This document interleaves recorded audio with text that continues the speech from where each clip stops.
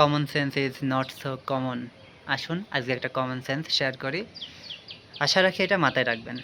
ধরুন আপনি আপনার খুব সুন্দর একটা পোশাক আছে। এখন আপনি কোনো মানুষের সামনে বসে আছেন, যার সুন্দর পোশাক নাই কিংবা আপনার মতো অত বেশি দামের পোশাক তার না।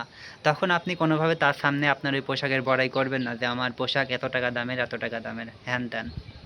কিংবা ধরুন আপনি আজকে হচ্ছে গরুর মাংস দিয়ে পোলাও খেয়ে আসলেন কিংবা খেয়ে আসলেন কোনো কিছু দিয়ে খুব উন্নত মানের খাবার কিংবা 5 স্টার মানে রেস্টুরেন্টে আপনি খুব সুন্দরভাবে খেয়ে আসলেন। এখন আপনি ওইটা এসে এমন একজন মানুষের সামনে গল্প করছেন যে সম্ভবত সকালে খায়ওনি। আচ্ছা, আরেকটা বিষয় গায়ে লাগাবেন না এবং সিরিয়াসলি নেবেন না। ধরুন আপনার গার্লফ্রেন্ড আছে কিংবা বউ আছে এবং আপনি এমন একটা মানুষের সামনে সেইটা নিয়ে আপনাদের সুখে থাকার গল্প বলছেন, যার গার্লফ্রেন্ড বউ তো দূরের কথা, তার সে তখন ডিপ্রেশনে আছে আরকি।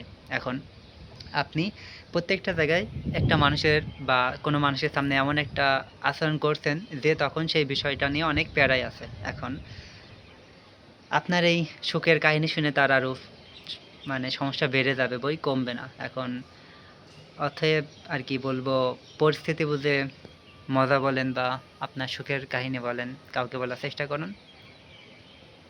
টাটা।